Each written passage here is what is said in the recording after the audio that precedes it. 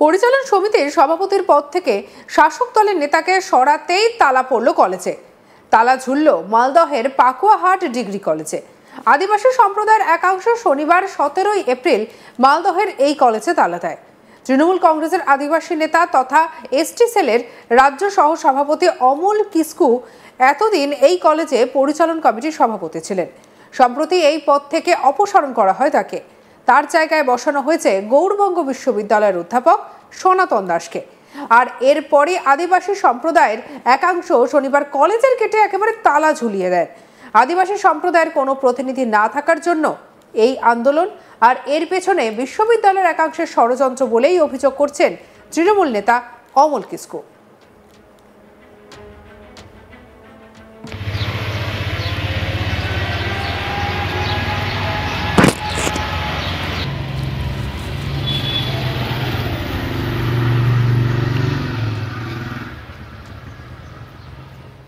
কি বলছেন ওই তৃণমূল নেতা, শোনাবো আপনাদের।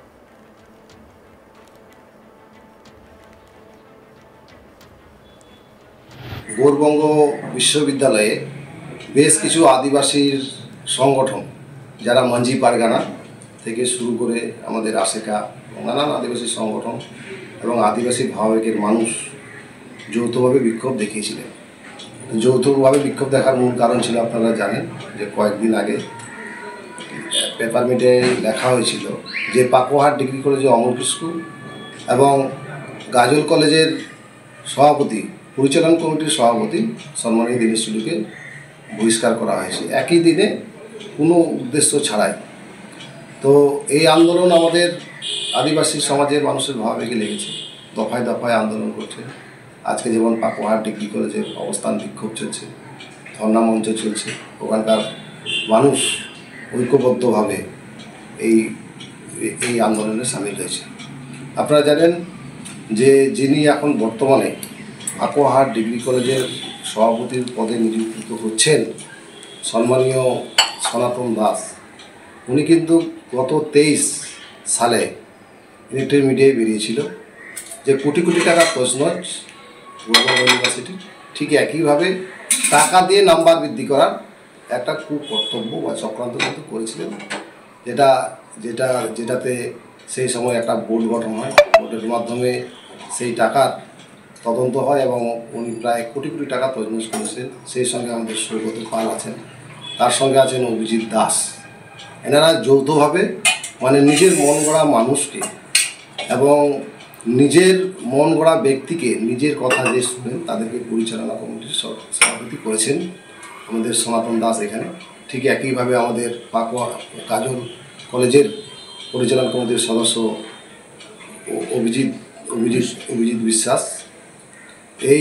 এই ব্যক্তিরা, আপনারা জানেন নির্বাচনের প্রাক 2026 সালে নির্বাচনের প্রাক মুহূর্তে আদিবাসী ভোট ব্যাংকটাকে ঘুরিয়ে দেওয়ার একটা চক্রান্ত। কারণটা হচ্ছে ফকের মুর্মু এবং উজ্জ্বল মুর্মুর সঙ্গে গৌড়বঙ্গের এই পরিচালনা কমিটি এই মুহূর্তে যারা মাথায় আছে, তারা গোপন আতাল আছে। আদিবাসীর ভোট ব্যাংকটা তৃণমূল কংগ্রেসের দিকে না গিয়ে বিজেপির দিকে কনভার্ট করার একটা চেষ্টা চলছে। মমতা বন্দ্যোপাধ্যায় আমাদের আদিবাসী সমাজের মানুষের জন্য অনেক কিছু উন্নয়ন করেছে। মমতা বন্দ্যোপাধ্যায়ের প্রতি আমাদের আস্থা আলোচনা আছে এবং বিশ্বাস। মমতা বন্দ্যোপাধ্যায়কে দেখে আমরা তর্টা করছি এবং মালদা জেলায় পুনরায় রহিম বক্সি জেলা প্রেসিডেন্ট হয়েছেন। আমাদের বিশ্বাস আদিবাসীর মুখ ওনারা ফিরাবেন না, যথাসাধ্য আবার আদিবাসী মানুষকে আবার পুনর্বহাল রাখবেন দীনেশ টুডু এবং অমল কিসকুকে, এই আশা রাখছি। আবার আশা রাখি সাধারণ মানুষ যারা আছে, আদিবাসী সমাজের মানুষ, এরা যদি সুরাহা না হয়, এর থেকে বৃহত্তর আন্দোলনে সামিল হবেন। যদিও এই অভিযোগের কোনো ভিত্তি নেই বলেই দাবি করেছেন গৌড়বঙ্গ বিশ্ববিদ্যালয়ের রেজিস্ট্রার বিশ্বজিৎ দাস। তার দাবি, বিশ্ববিদ্যালয়ের কলেজগুলিতে নমিনি পাঠাতে পারে নিজেদের দুজন, বিশ্ববিদ্যালয়ের নাম প্রস্তাব করার কোনো সুযোগ নেই। কি বলেছেন বিশ্বজিৎ দাস, গৌড়বঙ্গ বিশ্ববিদ্যালয়ের রেজিস্ট্রার, শুনবো। বিশ্ববিদ্যালয় কোনো মতেই আপনার রাজ্য সরকারের এই ধরনের কার্যক্রমের সঙ্গে কোনোভাবেই যুক্ত নয়, এটা প্রথমত। দ্বিতীয়ত হচ্ছে যে বিশ্ববিদ্যালয় কলেজগুলোতে শুধুমাত্র নমিনি পাঠাতে পারে নিজেদের দুজন, এটা হচ্ছে দ্বিতীয়ত। তৃতীয়ত হচ্ছে যে যেটা উনি অভিযোগ করছেন সেই অভিযোগের ভিত্তি তো নেই, এবং আমার মনে হয় না যে এই অভিযোগ উনি মানে নিজে থেকে করছেন বা নিজে সত্যিকারের উপলব্ধির থেকে করছেন। কারণ উনি নিজেও জানেন, উনি নিজেও যখন হয়েছিলেন তখনও বিশ্ববিদ্যালয়ে ওনার নাম রেকমেন্ডেশন করার কোনো নেই, সুযোগ নেই। আর এখন যিনি হয়েছেন তারও নাম রেকমেন্ডেশন করার সুযোগ বিশ্ববিদ্যালয়ের। দেখুন, এটা তো জনগণের নিজস্ব বিষয়। আমাকে বিশ্ববিদ্যালয়কে কলেজে এই ধরনের সিচুয়েশন হলে টিচার মিনিমাম একটা খবর দেওয়া দরকার, এবং সেটা স্বাভাবিক কারণেই, যেহেতু কলেজগুলোর তত্ত্বাবধানের দায়িত্বে আইসি থাকেন, আইসি ইন্সপেক্টর অফ কলেজেস থাকেন, তাকে বা রেজিস্ট্রারকে বা ভাইস চ্যান্সেলরকে জানানো দরকার। এখন বাজেটের টাস্ক কলেজ থেকে, এবং আজকে শনিবার, সাধারণত কলেজের কোনো উদ্ভূত সমস্যা হলে কলেজ কর্তৃপক্ষ প্রাথমিকভাবে জানান আমাদের ইন্সপেক্টর অফ কলেজেসকে। ইন্সপেক্টর অফ কলেজেস যদি নিজেই বিষয়টাকে সমাধান করে ফেলতে পারেন তাহলে তো হয়েই গেল। আর না হলে উনি রেজিস্ট্রারের সহায়তা চাইতে পারেন, উনি ভাইস চ্যান্সেলরের ইন্টারভেনশন দাবি করতে পারেন। কিন্তু আমি প্রথম আপনার কাছে শুনলাম যে এরকম পাকুয়াহাট কলেজে সাধারণ মানুষ বিষয়টাকে নিয়ে আন্দোলন বা টালা বন্ধ করে দিয়েছেন। আমার কাছে অফিসিয়ালি কোনো খবর এখনো পর্যন্ত আসে।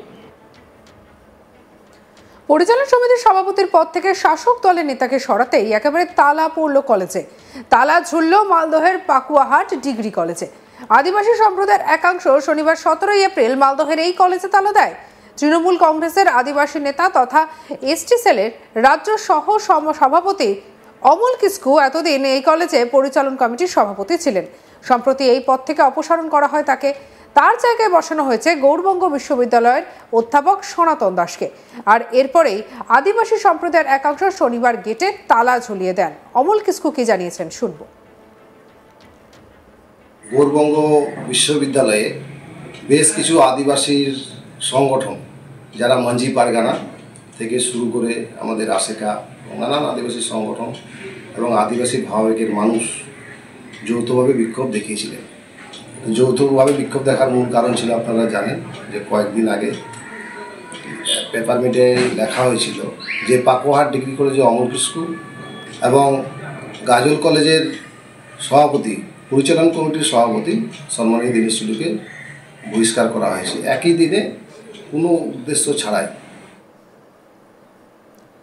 সঙ্গে রাখুন আজ তাক বাংলার ইউটিউব চ্যানেলকে। অন্যান্য খবরের জন্য লাইক, কমেন্ট, শেয়ার, সাবস্ক্রাইব করতে ভুলবেন না।